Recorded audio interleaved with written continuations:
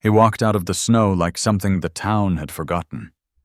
No shoes, no coat, just a thin gray shirt clinging to his chest and a name on his lips.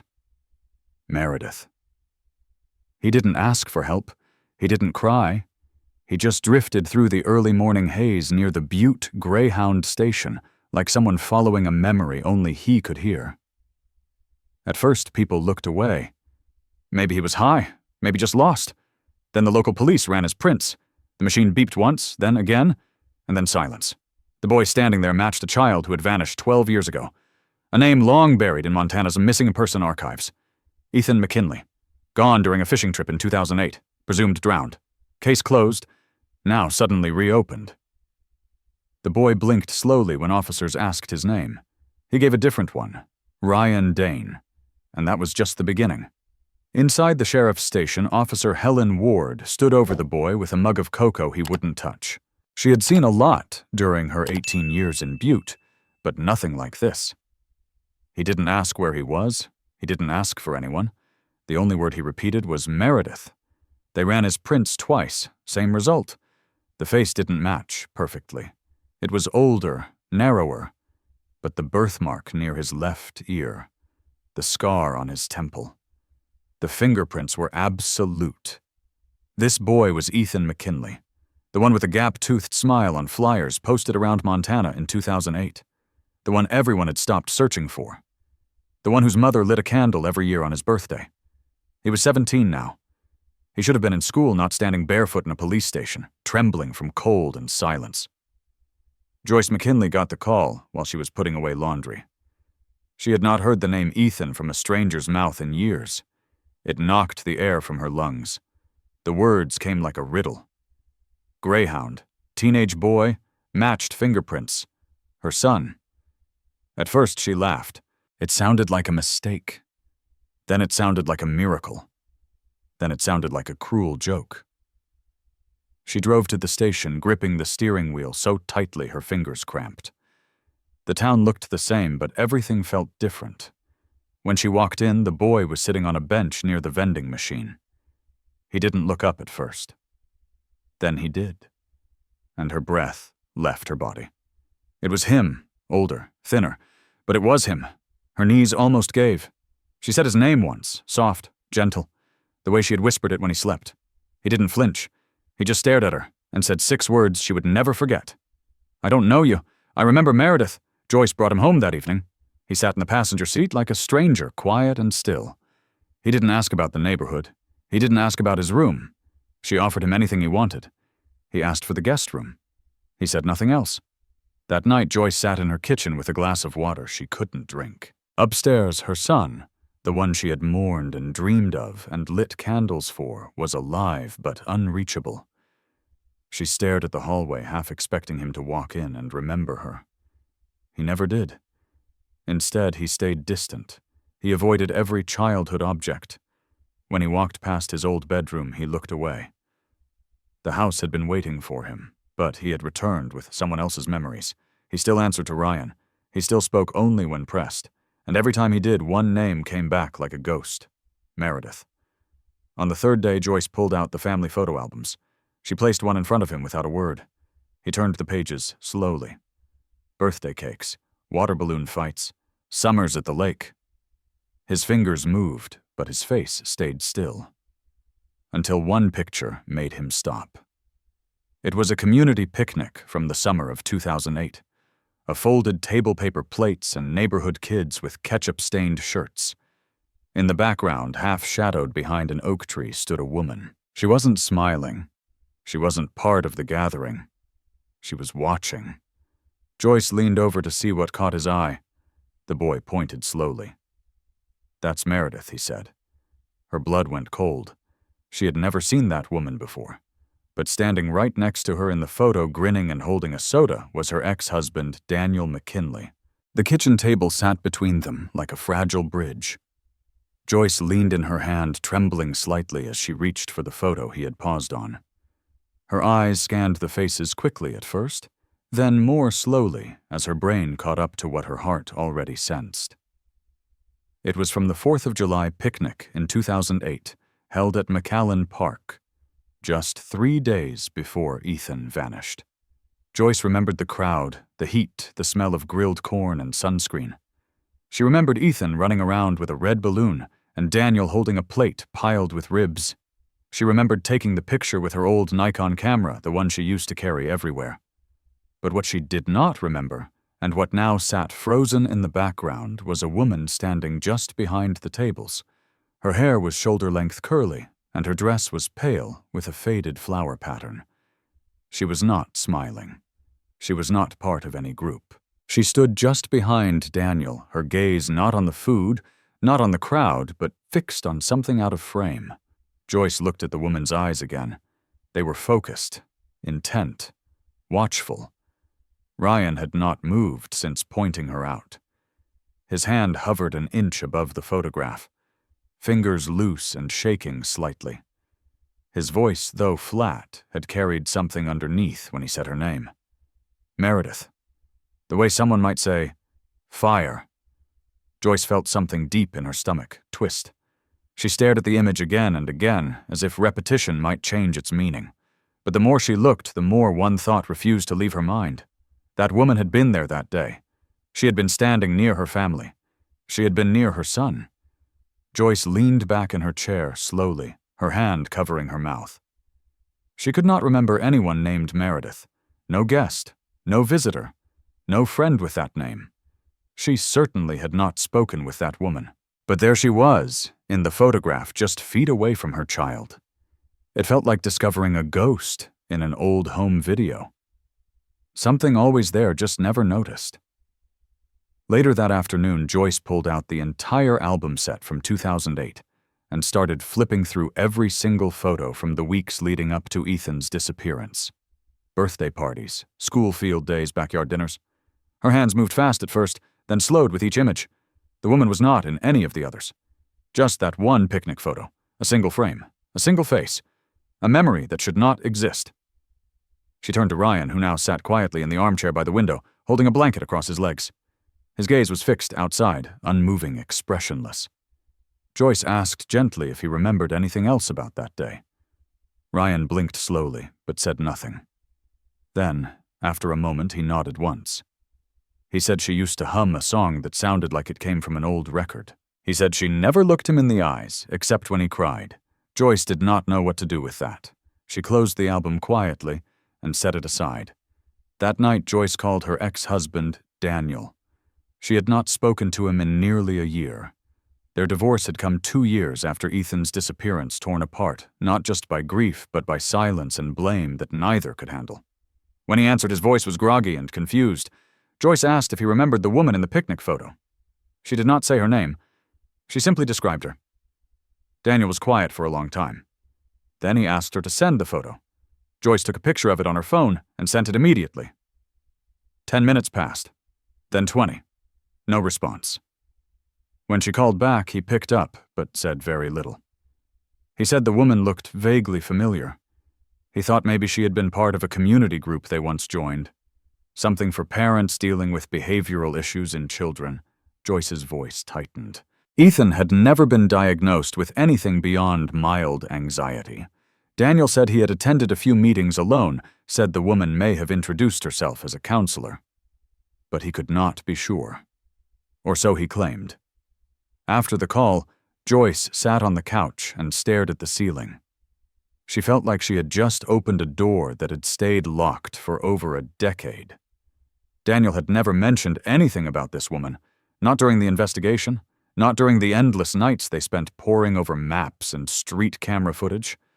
Not once had he said that he had spoken to anyone named Meredith. She replayed old arguments in her mind, trying to remember if he had ever slipped. She thought of all the nights they sat in silence after the police left, the way he used to stare out the window instead of talking. Maybe he had known more than he let on. Maybe guilt had worn him down before he even realized it. Maybe she thought that grief had been too complicated for either of them to carry alone. The next morning, Joyce showed the photo to Detective Lillian Hart from the State Missing Persons Unit. Lillian had taken over Ethan's case after the reappearance. She studied the image carefully, asked where it had come from, and took it in as evidence. She asked Joyce if she could speak to Daniel. Joyce handed over his number. Lillian promised to follow up. As she left, she paused in the doorway and asked Joyce a simple question. Had Daniel ever mentioned meeting someone new in the weeks before Ethan went missing? Joyce said no, not once. But now she wondered what else had been left unsaid. That night, Joyce sat on the edge of Ryan's bed and asked if he remembered what Meredith used to say. Ryan looked at her, then away. He said she used to call him the boy who got away twice. Joyce did not sleep that night. The snowfall in Flathead County came harder than usual that week. Detective Lillian Hart took the lead on a quiet search following the threads Ryan had started to unravel. He had mentioned the lake, though he did not call it by name. He described a wide body of water that froze during winter, with thick trees that creaked when the wind passed. He said the house was wooden with windows covered in heavy curtains that never opened. He said the doorknobs were always cold, even in summer. Lillian reviewed maps and weather data and cross-referenced old zoning permits with off-grid residences reported around Flathead Lake. There were more than a few. Some were cabins for seasonal fishermen. Some were shut down long ago. But one caught her attention. It had no utility records after 2008. It sat on private land locked behind a rusted gate and belonged to a woman named Claire Harlan, who had legally changed her name that same year to Meredith Cale. The cabin looked like time had folded itself around it. The wood was darkened with years of moss and mildew. A thin trail of smoke still clung to the chimney, though no heat came from inside. The sheriff's team approached carefully, noting the dead silence, the overgrown trail, and the lack of tire tracks. When they entered, they found the main room barren, only a few broken pieces of furniture left to rot. The walls smelled faintly of oil and cedar, but it was the padlocked shed behind the cabin that held the most weight. It sat buried under snow and vines nearly invisible to the eye. The door was bolted shut with thick chains. It took almost 20 minutes to pry it open. Inside, dust exploded into the air like smoke from an old fire. And there, stacked on a shelf beside a wall covered in faded drawings, were rows of cassette tapes labeled in black marker. EM, Year 3. EM, Year 5. EM, Year 6. Detective Hart used a backup recorder from the department's archive to play the first tape. It clicked softly, then a voice began to speak. It was a child's voice, young, but clear, reading a bedtime story. His tone was careful, deliberate, as if he had memorized each page. He paused to ask if someone was listening. Then he continued. At the end of the recording, the boy said goodnight. His voice dropped to a whisper. He said the story was for Aubrey. Then silence. Lillian looked at the names again. EM. Those initials matched Ethan McKinley. It was not definitive, but the voice, the pacing, the gentle lilt in the pronunciation, all mirrored audio samples Joyce had provided from home videos. Lillian felt the air leave the room. She looked around at the faded papers pinned to the walls. Crayon drawings, stick figures, trees, a tire swing, the same kind from the McKinley backyard. She knew then this had been more than a hiding place. It had been a life constructed from fragments. Further into the shed, they found hand-drawn maps folded into manila folders. They showed hiking paths, coded markings, safe zones, and circled cabins. Some notes had food lists, while others referenced phrases like Day 23, calm, and Day 74, refuse. One map had the words, "Do not go past creek," written in red pencil along the edge. Another had tally marks that ran across the margins like fence posts. In the corner of one file there was a photo. It was faded and overexposed, but it showed the side of a cabin and a small boy sitting on the steps, holding a plastic bowl. His face was turned away, but the scar on his left temple was visible. Lillian placed the photo in an evidence bag and felt the weight of the past settle on her shoulders. The search continued into the night. They found no signs of recent habitation, no prints, no fresh footprints, just memory carved into wood and paper. Back in Butte, Joyce sat with Ryan and asked if he remembered a lake. He nodded. She asked if he had ever been cold there. He said always. She asked if he remembered anyone named Aubrey. He flinched slightly, then said yes. She asked if Aubrey was a person. Ryan shook his head. He said Aubrey was a baby, a very small baby. And he remembered trying to hold a bottle steady with shaking hands. He said Meredith told him that if the baby cried too loud, people would come. So he learned how to sing when the baby cried. He said he did not remember where the baby went, only that one day the crib was gone and the room felt bigger and emptier. Joyce wanted to ask more, but she could see how tightly Ryan held the blanket in his lap, how his fingers turned white around the edges. She nodded gently and did not press further. Detective Hart returned the next morning and shared what they had found. She handed Joyce copies of the map photos and a list of the tapes. Ryan stared at the list, then pointed to one. He said he remembered that one. It had a song at the end, a lullaby that played over static. He said Meredith used to say the static helped the brain forget things. Hart frowned, made a note, and asked if he knew why the tapes were labeled by years. Ryan said Meredith told him that years were better than names because names could lie, but years never forgot. Hart asked again if he knew where the baby was. Ryan looked out the window and said quietly that Meredith had once whispered that Aubrey was the last one. After that, the quiet would come. Joyce had always kept one box in the attic that she refused to open. It had Ethan's name on the side in her handwriting, faded and curling from age. Inside were old-school drawings, a paper crown from his last birthday, and crayon-written promises to be good. She had left it untouched since 2009, fearing that opening it would either destroy her or prove he really was gone. But the discovery of the tapes and maps changed everything. Detective Hart returned from Flathead with one final item, a trunk retrieved from the cabin. The wood was aged and scratched, but the latch still held firmly. Inside were dozens of letters, stacked neatly in bundles, tied with blue twine and arranged by year. Every letter was written in the same delicate handwriting. They all began the same way. Dear Joyce. And all ended the same way. From Meredith. Some letters were stained with what looked like coffee. Others had small drawings in the margins. It was like flipping through someone's apology that had been waiting a decade to be heard. Joyce read the first letter sitting at the kitchen table with Ryan across from her. He was quiet, watching her reactions, as if testing whether her pain matched his own. The letter described the early days. Meredith wrote about how scared Ethan had been when he first arrived. She said she made him pancakes on the second morning, and that he refused to eat unless they were cut into star shapes. She wrote about how he slept with a flashlight under his pillow. Joyce clenched the pages so tightly, they nearly tore. The letter continued explaining that Meredith believed she was offering Ethan peace, a slower world, a place without noise. She wrote that she saw something in his eyes that reminded her of someone she had once lost. Joyce could not understand what gave Meredith the right to take her son and pretend he belonged to her. But as she read the third and fourth letter, she noticed a shift. Meredith began writing not to justify herself, but to confess. The letters moved through time. They described holidays spent in silence, birthdays marked by a single cupcake with one candle, and quiet walks near creeks where Ethan was told not to speak above a whisper. Meredith spoke of her own rules, strict and strange. No mirrors, no loud music, no questions before bedtime. Ryan glanced at the pile of letters but did not ask to read them. He said he remembered one letter being read aloud, but never given. He remembered Meredith's voice, tight and shaking as she whispered the words. In one envelope from 2014, Meredith enclosed a drawing.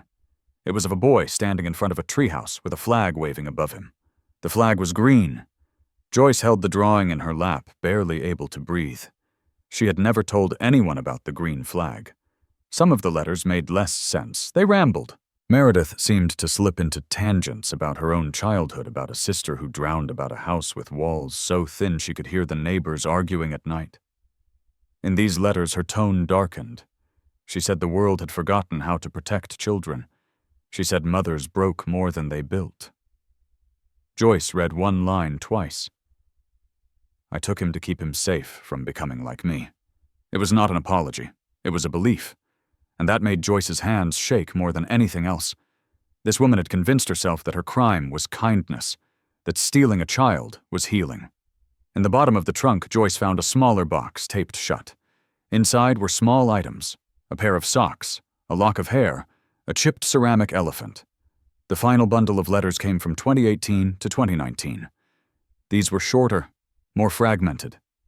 Meredith wrote that Ethan had grown distant, that he began asking about home, that he started counting days out loud. One letter said he'd found an old map and circled the place where he thought Butte was. Meredith wrote that she began hiding anything that mentioned Montana. Another said he asked her once why she never let him look at his own face. She said she did not answer. Joyce wiped her eyes and held that page tightly. Ryan had not said anything about mirrors, but now she understood why he never looked into one.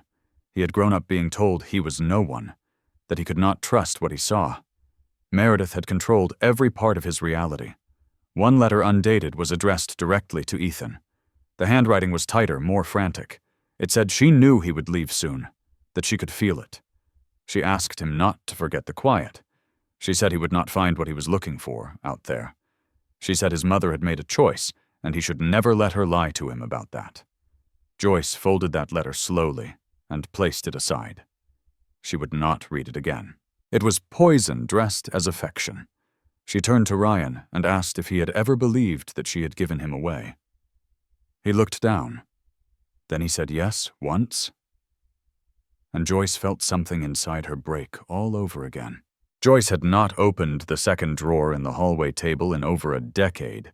It had become one of those places where grief settled, too painful to clear, but too sacred to touch. It held small items that once mattered, but were now soaked in silence. One afternoon, as Ryan sat quietly at the kitchen table tracing lines in the condensation on a glass of water, Joyce stood in the hallway and pulled the drawer open. Inside were old batteries, faded coupons, a broken keychain, and a stack of folded notes from Ethan's early school days. Beneath those, wedged between a worn bookmark and a plastic action figure, was a folded piece of paper. It had curled at the edges and turned a shade darker from age. She unfolded it slowly. The handwriting was unmistakably Ethan's. The letters leaned to the right, some of them larger than the others, just like his first-grade penmanship. The message was written in thick blue crayon. It read, "Do not cry. I had to go. I will remember when it is safe."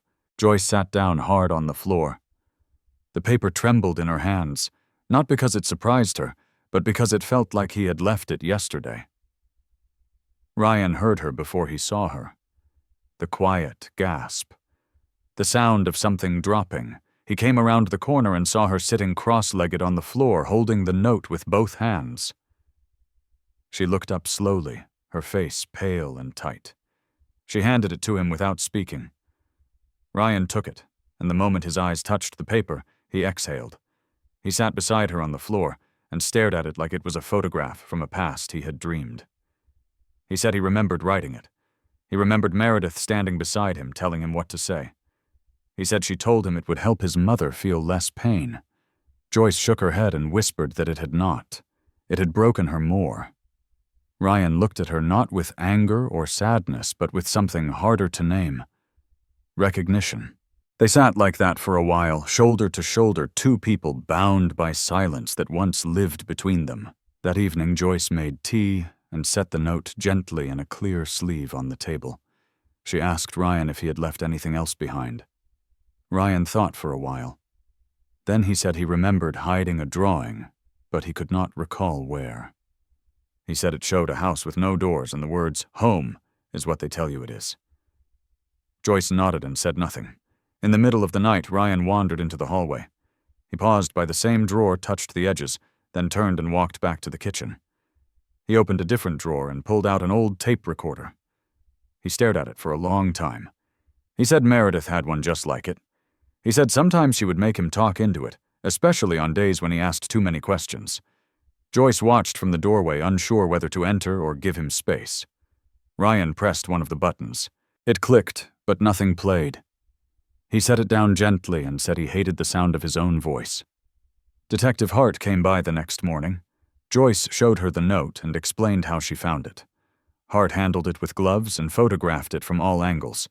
She asked Ryan if he knew what year he wrote it. Ryan guessed it was sometime after his 8th birthday, maybe closer to his 9th. He said he only knew the seasons because of the songs Meredith played. She had winter songs and summer songs. No lyrics, just slow piano melodies she said helped the brain rest. Hart made a note. She asked again about the phrase in the note, "I had to go."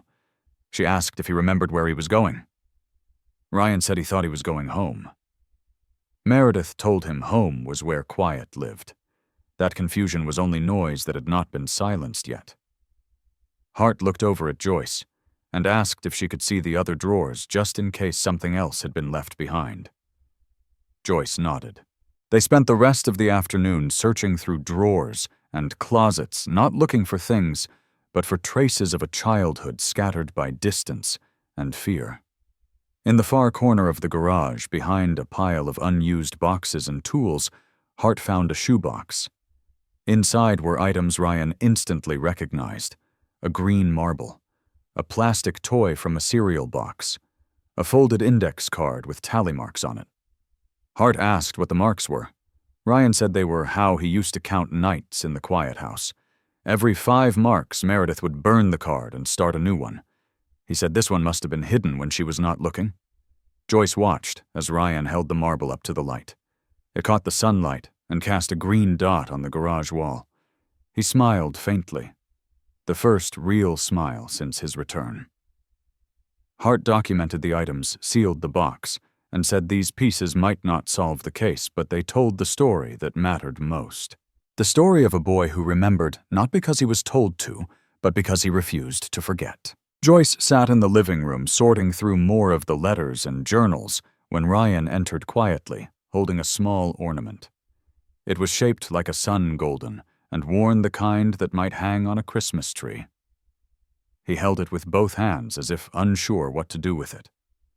He said Meredith used to hang one just like it every December. She would put up a tree that never had lights, just this single ornament at the top. She said it was Aubrey's tree. Ryan never knew who Aubrey was. The name was not allowed to be said aloud unless the lights were off and the room quiet. Joyce asked where the ornament came from. Ryan said he found it in the trunk of Hart's car. She had gathered items from the cabin and stored them for evidence. Joyce called Hart immediately. When she returned, she said the ornament had been in a box labeled miscellaneous decor. But something about it nagged at her. She had seen that exact sun ornament before in a cold case photo from Kalispell. It had been collected in 2012 from an abandoned rental home near a closed daycare. Detective Hart pulled the file later that night and opened the evidence folder. The photo was low resolution, but the ornament was visible in the corner of a window. The case had involved a missing boy named Benjamin Lowe, who had vanished in 2011. He was believed to have drowned in a creek behind his school, though no body had ever been recovered. The daycare had closed months before, and the rental home had been abandoned shortly after. Neighbors reported strange music and the appearance of toys left out in the snow. The sun ornament was one of several pieces found inside a locked room. Hart showed Ryan the photo. He went silent for nearly a full minute before speaking. He said that house was real. He said Meredith took him there once just for a night. She told him they were visiting someone who had gone quiet. Hart pressed further, asking if Benjamin had been there. Ryan looked at the floor and said the room had 2 beds. Hart reopened the case the following week. She called in Kalispell police and asked for assistance in revisiting the scene. The rental home had changed hands multiple times, but sat empty again. Inside the layout matched Ryan's memory exactly. He walked slowly through the halls, pausing at a door with chipped green paint. He said this was the room where Meredith made him sleep on the floor, while the other bed remained untouched. When asked if he had seen Benjamin, he hesitated, and then said no, but he heard breathing. He remembered being told not to move or speak, because the house was fragile. Hart checked the police records from 2012, and confirmed that DNA evidence had never been conclusive. But Ryan remembered something else. He said Meredith called the house a stopover. She said it was a place where the past waited until the future could decide what to do with it. Hart wrote the phrase down and called in forensic teams to take new samples. She believed that Benjamin's case was never closed, only misplaced. The ornament was the thread that had somehow stitched the two boys into the same hidden world. Joyce watched the investigation unfold from a distance. She felt the lines blurring between her son's past and someone else's tragedy. One evening, Ryan sat beside her on the porch, holding the ornament again. He asked if he had ever liked Christmas. She told him yes, very much. She said he once tried to wrap the family cat in garland. He did not laugh, but a smile lingered in his eyes. She asked if he remembered decorating their tree. He said only in pieces. Lights. A gingerbread man with a broken leg. A photo that always made him cry. Joyce said the photo was of him and his grandfather.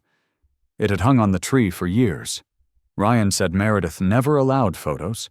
She said they were just frozen lies. That night, Joyce found the old gingerbread ornament in a box and left it on his nightstand.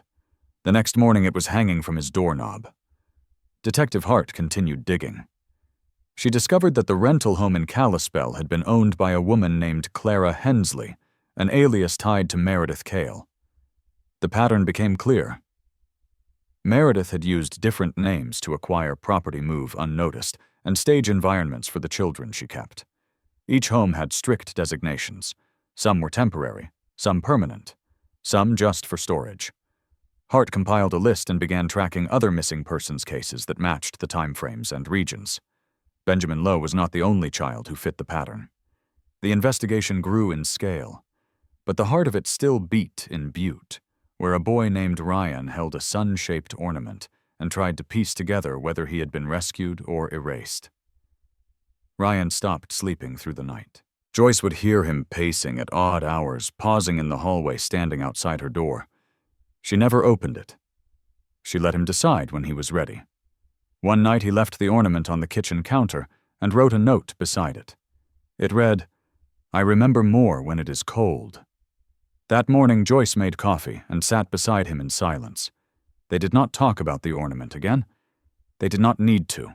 It had served its purpose. It had opened something they could not close. Hart promised to update them as the Kalispell case progressed. But in Joyce's eyes, justice was no longer the goal. Recovery was. For every day that Ryan woke up in that house, looked her in the eyes, and stayed. The storm came down hard that evening, pressing against the windows like an uninvited guest. The wind groaned through the tree branches, while distant thunder echoed across the hills. Joyce moved through the house, turning on lights and checking for leaks, but her mind stayed fixed on Ryan. He had barely spoken in 2 days. The investigation had pulled threads he was not ready to handle. That night, as the sky rumbled and the power flickered, Joyce found him in the den, sitting cross-legged on the floor with his back to the wall. He was watching the lightning without blinking. She sat near him without speaking, letting the silence build between them like a soft bridge. Then he began to talk. He said Meredith once told him his mother had agreed to let him go. He said it happened during a meeting, that she cried and said she needed help. Joyce closed her eyes. She did not expect it to hurt this much. When she opened them, she nodded slowly. She said she had attended a parenting group back in 2007 and had met a woman named Claire. She said she had been desperate, but she had never agreed to give her son away. Ryan did not move for a long time. He stared at the lightning as if waiting for it to answer questions that no one else would. He said Meredith never spoke in full truths, only fragments, but that part always stayed the same. He said he believed it because believing otherwise would have made him feel taken instead of given. Joyce explained that she had shared her fears during that meeting, that she was overwhelmed that Daniel worked too much, and that Ethan had started having night terrors that she could not explain. She had cried in front of strangers and left ashamed. Weeks later, someone left a flyer on her doorstep about a retreat for mothers in crisis. She never followed up. She threw it away. She swore she never saw Claire again. Ryan listened without interrupting. He did not accuse. He did not forgive. He simply let her speak. Outside, the rain tapped steadily against the roof. It sounded like breath, heavy and tired. The next morning, Detective Hart returned. She brought with her transcripts from the 2007 support group. The group had been disbanded after the facilitator was investigated for misusing member contact information. One name stood out in the records: Claire Harlan. Hart asked Joyce if she recognized it. Joyce nodded. That had been the name on the flyer. Hart explained that Claire had likely used the group to identify vulnerable parents who spoke openly about their exhaustion or doubts. Hart said this was likely how Meredith found her targets. Joyce felt her knees weaken. She sat at the table and covered her face. Ryan sat across from her, silent as ever, but something in his posture shifted. Hart asked if Ryan had ever seen any papers with Joyce's name. He said no, but Meredith often repeated one sentence when he cried. She said, "Your mother asked me to help." Hart wrote it down. Later that evening, Ryan stepped out onto the back porch alone. The air still smelled of pine and wet leaves. He stood in the same spot where his treehouse used to be. The wood was long gone, but the posts remained like ghosts buried in the soil. Joyce watched from the kitchen window as he stood motionless for nearly an hour. When he finally came back inside, he asked her one question. He wanted to know if she had ever thought she might lose him. Joyce told him that the moment she realized he was missing something inside her, stopped working. She said the guilt never left, not even when she was asleep. She said she had imagined his face every day for 12 years, had heard his laughter in the wind, had wondered if he still liked peanut butter, or if he had forgotten the names of their cats. Ryan nodded. Then he said Meredith told him none of that mattered because remembering was a luxury, that forgetting was safer. Joyce looked at him carefully. Then she said sometimes the hardest part of surviving was deciding which version of the story to believe. Detective Hart returned to the McKinley house with a printed photograph in her folder. She unfolded it carefully on the dining room table. It was the original image from the 2008 community picnic, the same one where Meredith appeared faintly in the background. This time, however, it was enhanced, cleaned, and zoomed to show more detail. The woman's face was no longer just a blur. Her expression was sharp, her eyes focused not on the group or the food, but somewhere off frame. Hart had also traced her movement through other images from the same event collected from various neighbors and attendees. In two of them, the woman was closer to the children's play area. In one, she stood beside Daniel McKinley, holding a plate. Hart turned to Joyce and asked again if Daniel had ever told her more about that day. Joyce shook her head, but something had shifted in her. That night after Hart left, she called Daniel and asked him to come over. When he arrived, he looked older, thinner, as if the weight of years had finally found his shoulders. Joyce led him to the table and laid the photo before him. She asked if he remembered her. Daniel studied the image for a long time without speaking. His face grew tight, and his hand trembled as he reached for the glass of water Joyce had set beside him. He admitted that the woman's name had not been Meredith when they met. She had introduced herself as Elise. They had connected through an online parenting forum where she claimed to specialize in childhood behavior. He said she had seemed intelligent and calm, and she talked about the need for unconventional parenting solutions. At the time, he had felt helpless. Ethan's night terrors had been getting worse. Joyce was overwhelmed. He admitted he felt like a failure as a father. Elise offered support. Suggestions even sent reading materials. Then one day she showed up at the picnic. She said she wanted to observe the children in a real environment. Daniel had not thought much of it. He had believed she was simply curious, or doing research. He never imagined she would be part of Ethan's disappearance. Joyce listened quietly. Her face remained still, but her fingers were white from gripping the armrest too tightly. Ryan stood near the doorway, not quite in the room, but close enough to hear everything. He watched Daniel with a strange stillness, as if seeing a figure from an unfinished dream. When Daniel turned toward him, their eyes met. Daniel said he had never meant to let Ethan slip through his fingers. He had trusted the wrong person. He had failed to recognize the danger. Ryan said Meredith had never mentioned Daniel's name, but she had described someone who smiled too easily and believed whatever he was told. Daniel looked away. Joyce asked why he never said anything during the investigation. Daniel explained that after Ethan vanished, everything happened so fast. Police came. Neighbors searched. He panicked. By then, Elise was gone. The parenting forum had been deleted. He convinced himself that if he admitted what he knew, he would be blamed. He said he had buried it so deep even he started to believe it was unrelated. Joyce did not cry. She only nodded once and said thank you for finally saying it out loud. That evening, Detective Hart contacted authorities across 3 counties to look for any previous records associated with the name Elise Maddox. A background search turned up a temporary rental in Missoula and a P.O. box registered under that name from 2006. No arrests, no official complaints. But 2 neighbors near the Missoula residence had filed noise disturbances involving children crying. Hart asked Ryan if Meredith had ever used that name. Ryan nodded slowly and said she used to keep a file with fake names. Elise was one of them. He said she would switch them depending on what store she entered or what phone she used. He remembered her saying that names were like coats. You only wore the ones that fit where you were going. Hart wrote everything down and said they were building a stronger case. But to Joyce and Ryan, the details were more than evidence. They were the puzzle pieces of a long-forgotten nightmare, slowly snapping into place. That night, Joyce sat by the fireplace while Ryan flipped through an old album of school projects. He paused on a drawing of a snowman with crooked arms and a bright blue scarf. It had been done in kindergarten 1 month before he vanished. He said Meredith had once praised that picture. He remembered her holding it up and saying it proved he had always belonged somewhere colder. Joyce looked at him carefully. She asked if he believed her. He stared at the snowman again and said he did not know. He said he wanted to. But sometimes he still woke up hearing her voice telling him not to trust warm places. Joyce reached over and placed her hand on his. She said he could decide what to believe on his own time. That night the photo of Meredith stayed on the table. It felt like she was still watching. But for the first time, no one looked away. Detective Hart arrived early the next morning, carrying a worn leather notebook sealed in a plastic evidence bag. She placed it on the kitchen table where the sunlight could catch the faded gold lettering along the edge.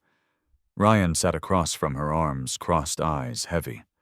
Hart explained that the notebook had been found behind a loose panel in the Kalispell house.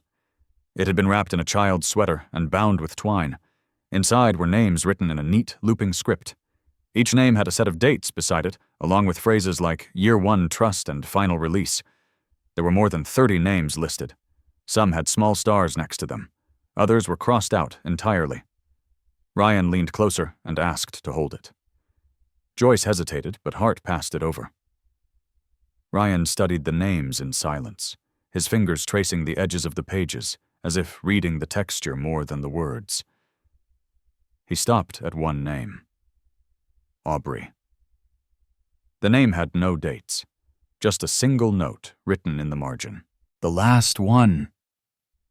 Ryan looked up and said he remembered that page. Meredith told him that page was for the children who still needed her. Hart asked Ryan if he recognized any other names. He pointed slowly to one written near the top. Benjamin L. She confirmed it likely referred to Benjamin Lowe, the boy who vanished in 2011. Ryan said Meredith used to mention a boy who never cried. She called him the brave one. He remembered a night when she asked him to hum a song because the other boy had trouble sleeping. Hart asked if they had ever spoken. Ryan shook his head. He said they were not allowed to talk to each other. They were told that words could be stolen and used against them. Hart asked if the notebook had any maps. Ryan said no. Meredith kept those separate. She used symbols instead. The pages had tiny drawings in the corners, a tree, a flame, a broken window. Each symbol matched different houses or events. Joyce watched Ryan's hand move across the page. She said nothing. Her throat was tight. She felt as if speaking would break the moment into too many pieces to gather. Hart turned to a page near the center. It had Ryan's name. Not Ethan, just Ryan. Underneath it said, Year 3 Resistance. Below that, Year 6 Obedience. Hart asked if he knew what those meant. Ryan said Meredith used to mark progress like it was school. She said trust was learned through routine. Resistance was not failure. It was a phase. Obedience meant safety. He said sometimes she would test them. If they passed, they earned silence. Silence was the reward. Hart asked if anyone had failed. Ryan paused. He said failure was when someone asked too many questions. He remembered a boy named Milo who did not stay long. He asked where Milo went. Meredith told him Milo was returned to a place where Noise lived. After that, no one spoke about Milo again. Joyce stood and walked to the window. She could not sit any longer. The words made her chest ache. She felt like she was listening to instructions from a playbook on how to erase a child. Later that day, Ryan asked to visit the backyard alone. Joyce watched him from the porch. He walked the perimeter slowly, eyes fixed on the fence line. He stopped near the old treehouse foundation and stood still. After several minutes, he bent down and began digging with his hands. Joyce walked toward him, unsure whether to interrupt. By the time she reached him, his fingers were wrapped around something small and rusted. He pulled out a toy soldier. Its paint had faded and one arm was missing. He held it up and asked if it had been his. Joyce said yes. He used to bury them during imaginary missions. Ryan smiled faintly. He said he did not remember the missions, but his hands had remembered where to dig. He placed the soldier in his pocket and continued walking along the fence. Joyce followed at a distance, her eyes on the footprints he left behind. That night, Ryan sat with the notebook again. He copied each name onto a new sheet of paper. He said every name deserved to be read out loud. He said even if they had been forgotten by the world, someone needed to say them. Joyce read the list with him. Some names sounded familiar. Others felt like stories waiting to be written. Hart said they would contact families if they could. She promised to treat every name with care. Ryan said that was all he wanted. He said Meredith built something that looked like protection, but felt like disappearance. He said he did not know who he was supposed to be. Ethan. Ryan. A list of years. A number of phases. Joyce reached over and touched his hand. She said he could be all of it or none of it. He nodded once and whispered that remembering hurt, but forgetting had almost erased him. The snow had mostly melted by late March, but the wind still carried a bite that reminded Ryan of the cabin. He walked alone to the edge of the neighborhood where the trail curved toward the woods. In his jacket pocket, he carried a folded piece of paper he had found tucked inside one of Meredith's final letters. It had no signature, just a few lines written in pencil. The words were vague, yet heavy with intent. It read, "One day he will understand. I did not save him. I only showed him how to vanish." That sentence had lingered in his thoughts for days. He read it again now under a sky the color of slate, letting the chill wrap around him like a memory he could not discard. He walked until he reached the edge of the creek where the water moved slow and shallow. The grass around it had just begun to thaw. He crouched beside it and whispered the names he remembered, not in full voice but enough for the wind to carry. He said them in the order they had appeared in the notebook. He said them as if calling each of them home. Back at the house, Joyce opened the hallway closet to find a box she had nearly forgotten. It was small cardboard and taped at the corners where the seams had split. Inside were photographs from the year before Ethan vanished. They had been placed there not to be hidden, but because they brought too much ache to keep out in the open. She sat on the floor with her legs folded beneath her and spread the photos beside her in a wide arc. Some were faded from years of dust. One caught her breath. It showed Ethan at 5 years old, holding a plastic camera and smiling up at the sky. The photo had been taken in their backyard on a spring afternoon, the same day they planted the young birch tree near the fence. That tree was now tall enough to shade most of the yard.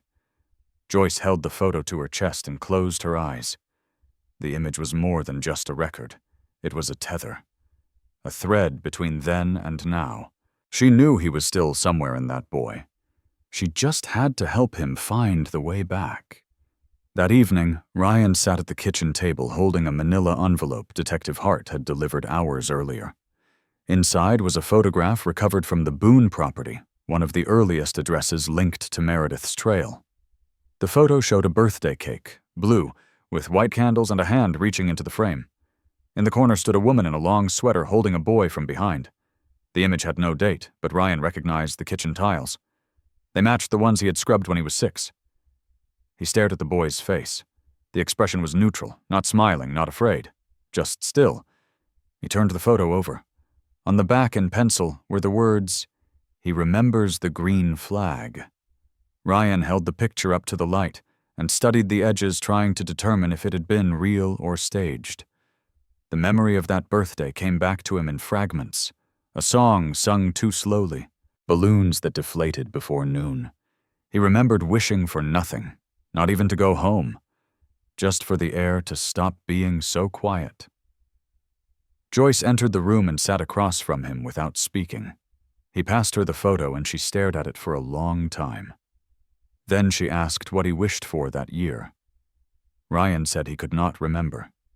Joyce said maybe that was a blessing. She reached for his hand and said he did not have to remember everything, just the parts that made him feel real. He nodded slowly. Then he reached into his pocket and pulled out the plastic camera from the garage. It was cracked and no longer worked, but he carried it anyway. He placed it on the table and turned it toward her. She smiled and said she remembered when he used to run around taking pictures of ants and clouds. He said he liked that he could choose what to focus on. He said it made the world feel like it belonged to him for a second. Joyce wiped her eyes. She said maybe it still could. That night they sat together, flipping through the old photo album, each page a reminder that memory was not just what was kept, but what was claimed. The next morning, Ryan walked out to the backyard with a small green flag in his hand. He had stitched it himself from an old shirt and a wooden stick he found in the garage. He walked to the corner where the treehouse had once stood. The ground there was soft and uneven, a patchwork of roots and weeds. He knelt and pressed the flag into the earth until it stood upright. The cloth moved slightly in the breeze, just enough to make it feel alive. Joyce watched from the porch. She did not speak. She did not move. She simply placed a hand over her heart and let the sight settle into her chest like warmth after a long winter. Ryan stood beside the flag and looked up at the birch tree that had outgrown them all. He said it felt like time had bent just enough to give him space. That afternoon, he asked Joyce if he could apply to a local photography program. He said he wanted to learn how to capture what people missed. She said he already knew how. That night, Ryan wrote a letter. It was short and written in simple ink on the same paper Meredith used to hoard for grocery lists and rules. He folded it twice and placed it in the back of the notebook where the other names were still written. He said the letter was not for Meredith. It was for the version of himself who had waited too long to believe he could leave. In the letter he wrote that silence is not safety, that remembering hurts, but forgetting buries things that should not be buried. He said healing is not the return of the past, but the creation of something that does not erase it. He said he did not forgive her, but he forgave the part of himself that almost believed she was right. Then he signed his name at the bottom. Not Ryan, not Ethan. Just his full name, written clearly and without hesitation. When he finished, he placed the notebook in a shoebox and set it in the closet. He said he might not open it again, but he needed it nearby, not for the stories it told, but for the ones it no longer had power to define. If this story moved, you take a moment to like and subscribe for more true-to-life mysteries and emotional journeys. We want to hear from you. What part hit you the hardest? And where in the world are you watching from? Drop your thoughts in the comments below.